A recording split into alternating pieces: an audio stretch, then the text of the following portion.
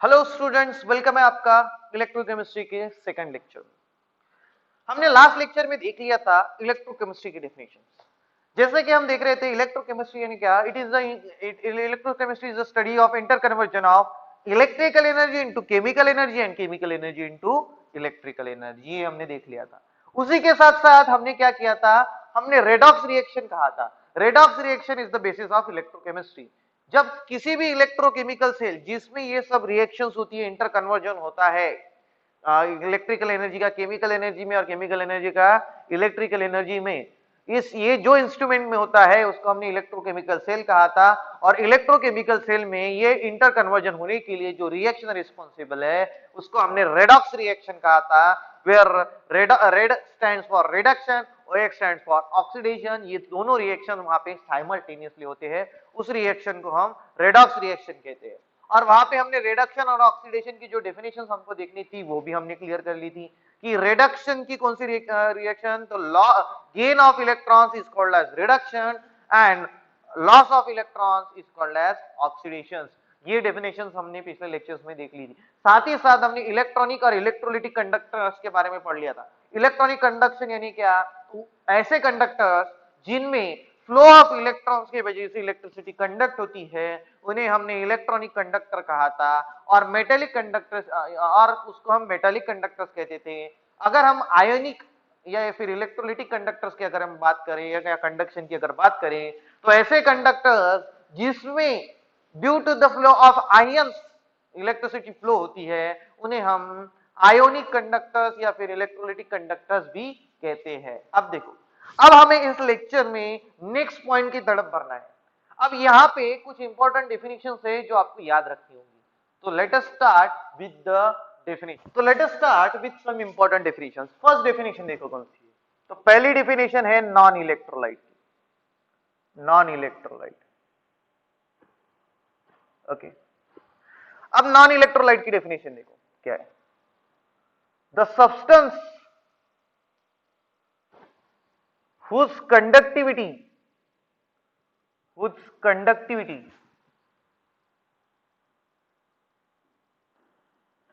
is nearly equal to water is called as non-electrolyte। ऐसे substances या फिर ऐसे सॉल्यूशंस जिनकी conductivity nearly equal to water होगी तो उन्हें हम नॉन इलेक्ट्रोलाइट कहते हैं, ओके। अब उसके बाद इलेक्ट्रोलाइट्स। इलेक्ट्रोलाइट्स आपने आयनिक इक्विलिब्रियम में भी इसके बारे में पढ़ा होगा। देखो electrolytes, the substance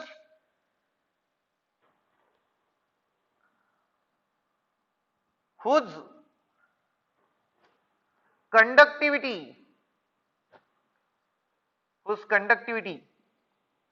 is more than water,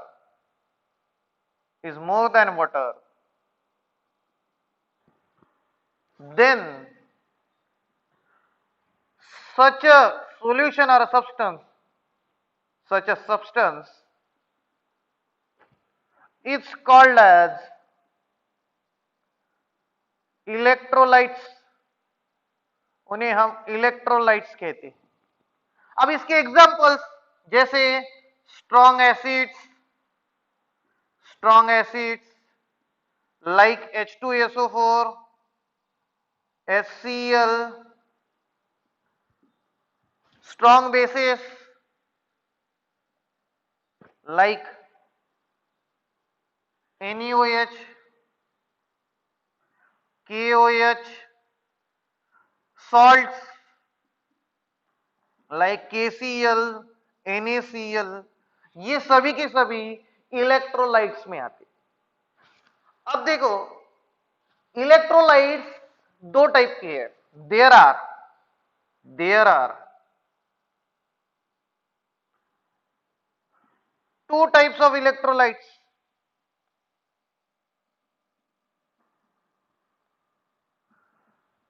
पहली इलेक्ट्रोलाइट्स है strong electrolytes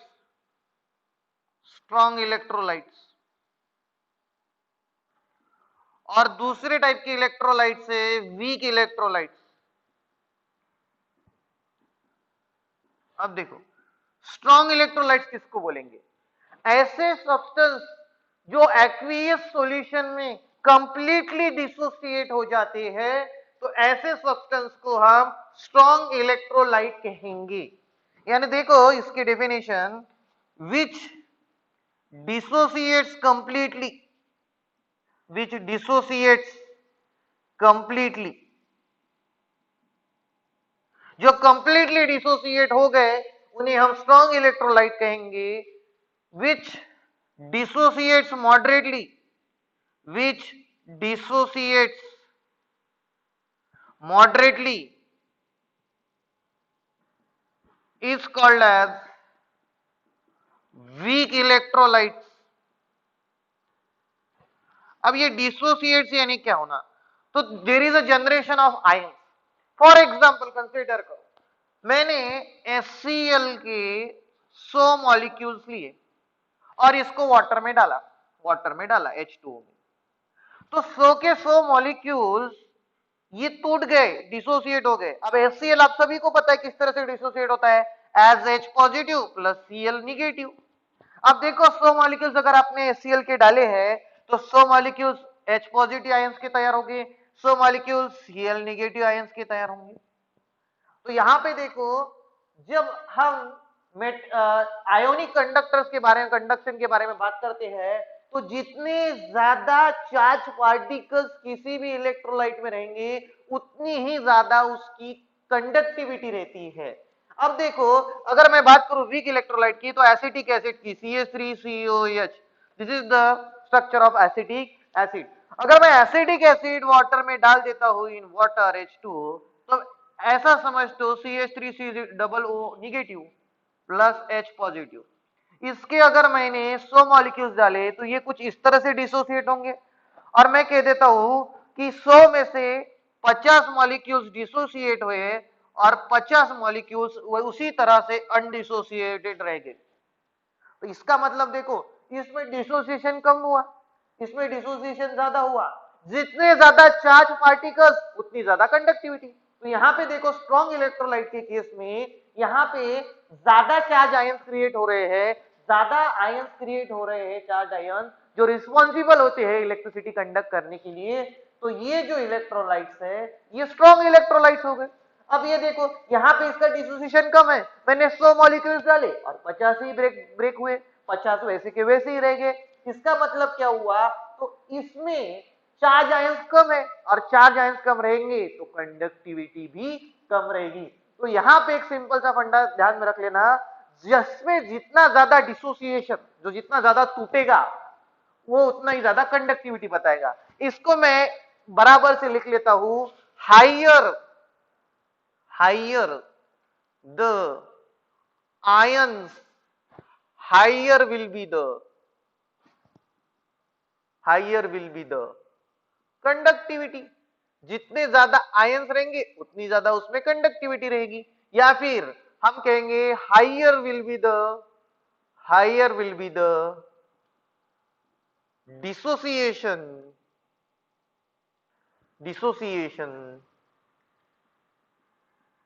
higher will be the conductivity, higher will be the conductivity। अब एखादा सेल इलेक्ट्रोलाइट है या नहीं, या फिर स्ट्रॉन्ग इलेक्ट्रोलाइट है या फिर वीक इलेक्ट्रोलाइट है, ये देखने के लिए उन्होंने एक एक्सपेरिमेंट का अरेंजमेंट आपके टेक्स्ट बुक में दिया हुआ है। अब वो जो एक्सपेरिमेंट का अरेंजमेंट है वो हम आगे पढ़ेंगे। तो सबसे पहले आप क्या कीजिए, इसको आपके बुक में नोट डाउन कर लीजिए।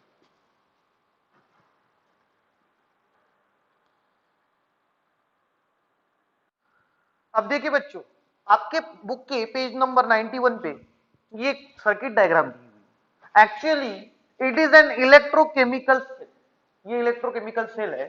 इसमें ये एक बीकर होता है जिसमें हमें इलेक्ट्रोलाइट या फिर कोई भी एक सॉल्यूशन लेना होता है, इलेक्ट्रोलाइट या फिर नॉन इलेक्ट्रोलाइट जो भी है, ये सॉल्यूशन लेंगे। इसमें दो मेटल रॉड्स डीप होते हैं। ये एक्चुअली एक तो मेटल से बने होते हैं या फिर कार्बन के बने होते हैं, specially of graphite, okay, because they are the good conductor of electricity, okay।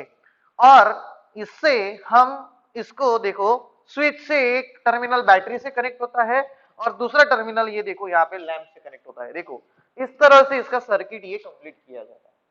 अब देखो ये स्विच बंद करने के बाद अगर इसमें इलेक्ट्रोलाइट का अगर सॉल्यूशन होगा यानी जिसमें चार्ज कैरियर्स है तो ये बल्ब जो है ये ग्लो हो जाएगा। अगर नॉन इलेक्ट्रोलाइट है उसमें कोई भी चार्ज पार्टिकल्स नहीं है यानी डिसोसिएशन नहीं होता है तो ये बल्ब सर्किट कंप्लीट होने के बाद ग्लो नहीं होता। अगर स्ट्रॉन्ग इलेक्ट्रोलाइट है तो ये जो बल्ब है ये बहुत ही ज्यादा ब्राइट ग्लो करता है। अगर वीक इलेक्ट्रोलाइट है तो ये ऐसा थोड़ा सा ऐसा डिम ग्लो करेगा बल्ब। तो ये इलेक्ट्रोकेमिकल सेल का यूज करके हम पता लगा सकते हैं कि हमारा जो दिया हुआ सॉल्यूशन ये इलेक्ट्रोलाइट का है, उसमें से भी स्ट्रॉन्ग इलेक्ट्रोलाइट है या फिर वीक इलेक्ट्रोलाइट है या फिर नॉन इलेक्ट्रोलाइट का सॉल्यूशन है। तो उन्होंने ट्राई दिस करके आपको 5% इन सब का सॉल्यूशन लेना है। 5% यानी 5% सॉल्यूशन, इसका मतलब होता है आपको उसमें 5 ml ये सॉल्यूशंस लेने हैं और 95 ml ये हमें वाटर लेना है उसमें। ओके, अब देखो केन शुगर, अब आप सबको पता होगा C12H22O11 is the formula for the cane sugar. और केन शुगर अगर आप वाटर में डालते हो तो ये डिसोसिएट नहीं होता है, नो डिसोसिएशन, नो डिसोसिएशन।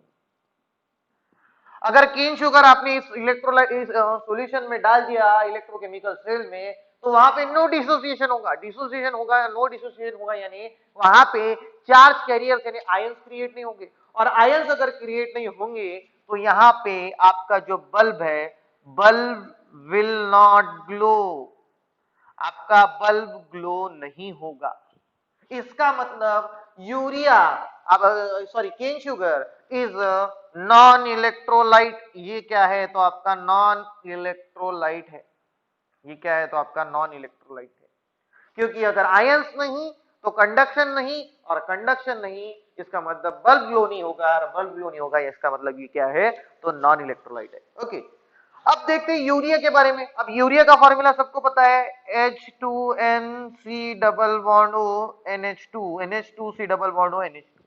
इसको भी अगर आप वाटर में डाल देते हो तो वहां पे भी आपको नो डिसोसिएशन दिखने को मिलेगा। नो डिसोसिएशन यानी वहां पे भी आयंस क्रिएट नहीं होंगे। और अगर यहाँ पे आयंस क्रिएट नहीं हो रहे हैं इसका मतलब वहां पे कंडक्शन ऑफ इलेक्ट्रिसिटी नहीं होगी और कंडक्शन ऑफ इलेक्ट्रिसिटी नहीं होगी इसका मतलब bulb will not glow, bulb यहां पे ग्लो नहीं होगा। इसका मतलब ये भी क्या है तो नॉन इलेक्ट्रोलाइट है। तो ये चीज हमेशा ध्यान में रखना। अगर आपने किसी भी नॉन इलेक्ट्रोलाइट को अगर इलेक्ट्रोकेमिकल सेल में डाल दिया तो वहां पे due to the absence of ion वहां पे सर्किट कंप्लीट नहीं होगा, कंडक्शन ऑफ इलेक्ट्रिसिटी नहीं होगी। ये चीज को आपको बहुत ही अच्छी तरह से ध्यान रखना है। इलेक्ट्रोकेमिकल सेल से हमको सब चीज पता चल जाती है। अगर हम बात करें एसिटिक एसिड की तो आपको एसिटिक एसिड का फॉर्मूला पता है CH3C double bond O OH, it will dissociate as CH3C double bond O negative plus H positive. लेकिन ये डिसोसिएशन बहुत ही ज्यादा कम होगा यानी ये जो आयन ये जो मॉलिक्यूल है इसके बहुत कम मॉलिक्यूल्स ये आयंस में कन्वर्ट होंगे, लेकिन होंगे इसका मतलब आयंस अगर वहां पे आ गए यानी वहां पे इलेक्ट्रिसिटी का कंडक्शन हो सकता है। और अगर इलेक्ट्रिसिटी का कंडक्शन अगर होगा तो यहाँ पे 100% आपका जो लैंप है सर्किट कंप्लीट होने के बाद ये ग्लो हो जाएगा, bulb will glow, bulb will glow. लेकिन उसकी इंटेंसिटी बहुत कम रहेगी क्योंकि एसिटिक एसिड पूरी तरह से डिसोसिएट नहीं होता है। तो ये जो है एसिटिक एसिड ये आपका वीक इलेक्ट्रोलाइट है, ये आपका क्या है तो वीक इलेक्ट्रोलाइट है। अब हम बात करेंगे अगर सोडियम क्लोराइड का, तो सोडियम क्लोराइड का फॉर्मूला सबको बताया दैट इज NaCl और NaCl will dissociate as Na positive plus Cl negative यानी मैक्सिमम इसके मॉलिक्यूल्स आयंस में कन्वर्ट हो जाएंगे, जल्दी डिसोसिएट हो जाता है। इनमें जो बॉन्ड होता है वो आयनिक बॉन्ड होता है, वो जल्दी डिसोसिएट हो जाते हैं। जल्दी डिसोसिएट हो जाएंगे यानी बहुत सारे आयंस क्रिएट होंगे, बहुत सारे आयंस क्रिएट होंगे यानी वहां पे इलेक्ट्रिसिटी फ्लो ज्यादा रहेगा। इलेक्ट्रिसिटी फ्लो ज्यादा रहेगा तो आपका लैंप ज्यादा स्ट्रांगली ग्लो होगा। यहां पे भी बल्ब ग्लो होगा, bulb will glow with bright light. यहां पे ब्राइट लाइट रहेगा बल्ब का, तो यहां पे बल्ब ग्लो होगा लेकिन वो जो है वो ब्राइटली ग्लो होगा। ब्राइटली ग्लो होगा इसका मतलब ये क्या है, तो स्ट्रॉन्ग इलेक्ट्रोलाइट, स्ट्रॉन्ग इलेक्ट्रोलाइट। तो इन चीजों को आपको ध्यान में रखना है। कभी कभी एंट्रेंस एग्जाम यानी सीईटी के एग्जाम में ऐसे सवाल पूछ सकते हो बीच में से, तो इलेक्ट्रोकेमिकल सेल में डाल के आप टेस्ट कर सकते हो कि गिवन सॉल्यूशन ये इलेक्ट्रोलाइट है, नॉन इलेक्ट्रोलाइट है, स्ट्रॉन्ग इलेक्ट्रोलाइट है या फिर वीक इलेक्ट्रोलाइट है। तो इससे हम वो पता कर सकते हैं। ओके, तो सबसे पहले आप ये डायग्राम वगैरह ड्रॉ करने की जरूरत नहीं है, लेकिन इन चीजों को नोट डाउन कर लीजिए कि केन शुगर और यूरिया नॉन इलेक्ट्रोलाइट है, एसिटिक एसिड वीक इलेक्ट्रोलाइट है और सोडियम क्लोराइड ये स्ट्रॉन्ग इलेक्ट्रोलाइट है। तो जल्दी से इसको नोट डाउन कीजिए।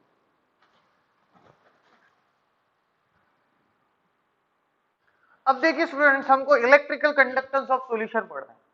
अब इलेक्ट्रिकल कंडक्टेंस ऑफ अगर हमको सॉल्यूशन पढ़ना है तो सबसे पहले हमको रेजिस्टेंस पढ़ना पड़ेगा, क्योंकि आप सभी को पता है conductance is inversely proportional to resistance. Okay, ये कुछ बेसिक डेफिनेशंस है जो अपने 9th स्टैंडर्ड में भी पढ़ी है, सिर्फ हम उसको रिवाइज करेंगे और आगे चलेंगे। ओके, अब रेजिस्टेंस यानी क्या, तो it is tendency to resist flow of current. Current flow को रेजिस्ट करने की टेंडेंसी, इसको हम क्या कहते हैं, रेजिस्टेंस कहते हैं। और आप सभी को पता है according to the Ohm's law आपने पढ़ा है, resistance is equals to voltage applied upon electricity electric current pass. Voltage का यूनिट है वोल्ट, इलेक्ट्रिक करंट का है एम्पियर, और इसका यूनिट रेजिस्टेंस का वो होता है volt ampere inverse, that is equals to ohm. Okay, ये सभी को पता है, ऐसा unit of resistance is ohm. Okay, अब अगर हम बात करते हैं रेजिस्टिविटी ऑफ कंडक्टर की, तो आप सभी को पता है कि resistance is directly proportional to the length. अब देखो, लेंथ ऑफ दैट वायर, हम वायर की लेंथ लेते थे, लेकिन यहां पे हम सॉल्यूशन की बात कर रहे हैं, तो यहां पे जो हम लेंथ लेने वाले हैं वो इन दोनों के बीच में की लेंथ लेने वाले हैं, इलेक्ट्रोकेमिकल सेल के बीच में की लेंथ लेने वाले हैं। यहां पे अगर जब हम लेंथ की बात करते हैं तो दो इलेक्ट्रोकेमिकल सेल के बीच में की लेंथ ये कंसीडर होती है। वहां पे हम वायर के लेंथ के बारे में बात करते थे, यहां पे हम इन दो इलेक्ट्रोकेमिकल सेल में प्रेजेंट होने वाले इलेक्ट्रोड्स के बीच में का डिस्टेंस कंसीडर किया जाता है। अब देखो, अब हमको पता है resistance is inversely proportional to the area. अब एरिया तब हम लेते थे तो उसको ऊपर वायर का लेते थे। अगर हमको ये एरिया लेना है तो इन दोनों के बीच में का यूनिट एरिया लेना है, इस एरिया को हमको कंसीडर करना है, this is your area. Okay, तो इसके वजह से अब देखो, जब हम वायर की बात करते हैं तो हम वायर की एरिया देख रहे थे, लेकिन जब हम इलेक्ट्रोकेमिकल सेल के बारे में बात करते हैं तो इन दोनों इलेक्ट्रोड्स के बीच में का एरिया कंसीडर करेंगे। ओके, तो यहां पे देखो R is directly proportional to the length and inversely proportional to the area. अब आपको सभी को पता है कि डायरेक्टली प्रोपोर्शनल का साइन हटाने के लिए हम कुछ तो भी कांस्टेंट का यूज करते हैं, तो R is equals to resistivity constant into length upon area. अब ये जो है resistivity constant,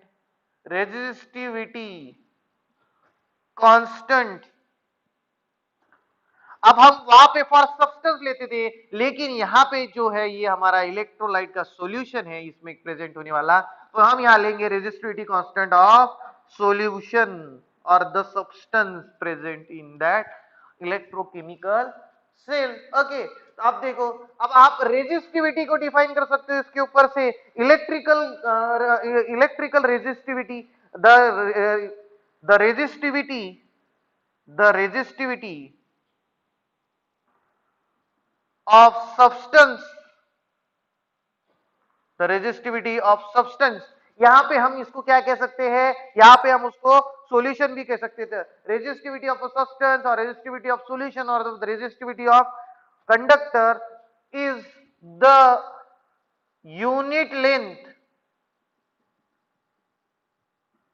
is the unit length and unit cross sectional area and unit cross sectional area, unit cross sectional area ये होता है।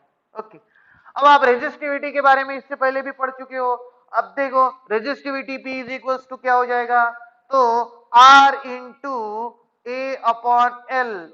अब यहां पे देखो, अब यहाँ पे रेजिस्टेंस तो हम किस में मेजर करते हैं, तो ओम में मेजर करते हैं, ये सब आप पिछले पहले ही पढ़ चुके हो। अब देखो एरिया, अब आपका जो इलेक्ट्रोकेमिकल सेल रहेगा ये बहुत ही छोटा होता है, तो एरिया हम यहाँ पे सेंटीमीटर स्क्वायर में मेजर करेंगे और लेंथ हम सेंटीमीटर में मेजर करते हैं, तो रेजिस्टिविटी का यूनिट यहाँ पे हो जाता है ohm into centimetre, centimetre square centimetre cancel, तो यहाँ पे क्या बच जाएगा, तो सेंटीमीटर ओम इंटू सेंटीमीटर। और कभी कभी अगर आपने मीटर में ले लिया तो रेजिस्टिविटी का यूनिट हो जाएगा ओम इंटू मीटर। अब आपको बहुत बार ओम इंटू सेंटीमीटर ही प्रॉब्लम में देखने को मिलेगा, वैसे तो ऐसा यूनिट ओम इंटू मीटर है। ओके, तो यहाँ पे ध्यान रखनी होगी कि यहाँ पे जब हम पढ़ रहे हैं तो हम सॉल्यूशन और इलेक्ट्रोकेमिकल सेल के बारे में पढ़ रहे हैं, तो लेंथ लोगे तो इन इलेक्ट्रोड्स के बीच में का, एरिया लोगे तो इन दोनों इलेक्ट्रोड्स के बीच में का, रेजिस्टिविटी देखोगे तो इस सॉल्यूशन की, और कंडक्टेंस भी देखेंगे तो उस सॉल्यूशन का देखेंगे, ना कि हम वहां पे कंडक्टिंग वायर लेते हैं। तो यहाँ पे आपको ये चीज ध्यान रखनी है, बेसिकली ये मेन डिफरेंस है। अब वो जो जब लेते थे वो मेटेलिक कंडक्शन था, इस चैप्टर में जो हम पढ़ने वाले हैं ये स्पेसिफिकली आयोनिक कंडक्शन है। तो ये टर्म्स आप सभी को पता है, फिर भी मैंने एक बार आपको ये रिवाइज करवा दी, तो इसको आपको कंप्लीट करना है। Then we will move towards conductivity. अब हम बात करेंगे इलेक्ट्रिकल कंडक्टेंस के बारे में। अब आपने ये सब आपको पता ही है, कंडक्टेंस क्या होता है बेटा, conductance is represented by G and it is inversely proportional to the resistance. अब आप सबको पता है रेजिस्टेंस का साइन, रेजिस्टेंस का जो यूनिट है, जिस यूनिट है वो है ओम, और ओम इनवर्स यानी कंडक्टेंस का यूनिट हो जाता है एक तो ओम इनवर्स, या फिर उसी को हम क्या बोलेंगे, तो सीमेंस बोलेंगे, उसी को हम क्या बोलते हैं, तो सीमेंस बोलते हैं। अब हम बात करते हैं इलेक्ट्रिकल कंडक्टिविटी के बारे में। अब आप सभी को पता है कि जी इज इनवर्सली प्रोपोर्शनल, यानी conductance is inversely proportional to the resistance, ये आप सभी को पता है, हमने स्टडी कर चुके हैं। अब आप सभी को पता है resistance is directly proportional to the length and inversely proportional to the area. तो मैं यहाँ पे जी is directly proportional to the area and inversely proportional to क्या लिख सकता हूँ, लेंथ लिख सकता हूँ। मैंने r की जगह l अपॉन ए रख दिया। अब l अपॉन ए रखने के बाद ए ऊपर चला जाएगा, l नीचे चला जाएगा, क्योंकि रेजिस्टेंस और कंडक्टेंस में रिलेशन कैसा है, इनवर्स है। अब ये आप सब स्टडी कर चुके हो। अब आप देखो, अब मुझे डायरेक्टली प्रोपोर्शनल का अगर साइन हटाना है तो वहां पे कुछ तो भी कांस्टेंट लेना पड़ेगा, तो conductance is equal to conductivity constant for that solution. अब यहाँ पे आप सॉल्यूशन भी कहो, सब्सटेंस भी कहो, लेकिन हम इलेक्ट्रोकेमिकल सेल के बारे में बात कर रहे हैं तो हम क्या कहेंगे, कंडक्टिविटी ऑफ दैट सॉल्यूशन। अगर कंडक्टर रहता तो हम क्या कहते थे, कंडक्टर कहते थे। तो G is conductance is equal to conductivity of solution unit area length, area of and length, unit area upon length, ये हो जाएगा आपका फॉर्मूला। अगर मैं इसको मैं रीअरेंज कर डालू, यानी कंडक्टिविटी निकलना चाहूँ, इलेक्ट्रोलाइटिक कंडक्टिविटी, यानी K इज इक्वल्स टू अगर मैं कर दूं तो G, तो देखो यहां पे आ जाएगा G upon G multiplied by L upon A। अब आप सभी को पता है G यानी क्या था, 1 अपॉन R, G यानी क्या है, तो 1 upon R into L into A। अब अगर मैं इसको हटा के इसकी जगह 1/r की अगर वैल्यू डाल दूं तो k इज इक्वल टू हो जाएगा 1 रेजिस्टिविटी, ये इनवर्सली हो जाएगा प्रोपोर्शनल, और यहाँ पे एल ए क्या हो जाएगा, तो कैंसिल हो जाएगा। तो यहाँ पे देखो हमको क्या पता चल रहा है कि electrolytic conductivity is inversely proportional to resistivity, और इसका जो यूनिट होता है, इसका यूनिट है ओम इनवर्स मीटर इनवर्स, इसका जो यूनिट आएगा वो आएगा ओम इनवर्स मीटर इनवर्स, या फिर इसको हम कह सकते हैं ओम इनवर्स यानी siemen, siemen inverse metre inverse. लेकिन आपको प्रॉब्लम में सीमन इंटू सेंटीमीटर इनवर्स ये चीज ही देखने को मिलेगी, क्योंकि ये जो इलेक्ट्रोकेमिकल सेल्स होते हैं ये बहुत छोटे होते हैं, तो वहां पे आपको लेंथ सेंटीमीटर में और एरिया सेंटीमीटर स्क्वायर में ही देखने को मिलेगा। ये सब चीजें आपने इससे पहले भी पढ़ चुके हैं, हमने क्या किया तो उसके ऊपर शॉर्ट रिवीजन ले ली, लेकिन वहां पे हम कंडक्टर की बात करते थे, यहाँ पे हम बात क्यों करेंगे, वो सॉल्यूशन की बात करेंगे, वहां हम वायर की लेंथ लेते थे, यहाँ पे हम दो इलेक्ट्रोड के बीच में का लेंथ लेंगे, और एरिया जो लेते हैं हम इन दोनों इलेक्ट्रोड के बीच में का यूनिट वॉल्यूम का एरिया लेते हैं। तो यहां से हम क्या कर सकते हैं, तो इलेक्ट्रोलिटिक कंडक्टिविटी को डिफाइन कर सकते हैं। मैं इलेक्ट्रोलिटिक कंडक्टिविटी को यहां पे डिफाइन कर लेता हूं, इलेक्ट्रोलिटिक कंडक्टिविटी को, इलेक्ट्रोलिटिक कंडक्टिविटी यहां पे डिफाइन करता हूं, इलेक्ट्रोलिटिक डिफाइन कर लेता हूं यहां पे इलेक्ट्रोलिटिक कंडक्टिविटी को। तो इलेक्ट्रोलिटिक कंडक्टिविटी को हम ये कह सकते हैं, electrolytic conductivity, electrolytic conductivity refers to unit volume conductivity of, refers to conductivity of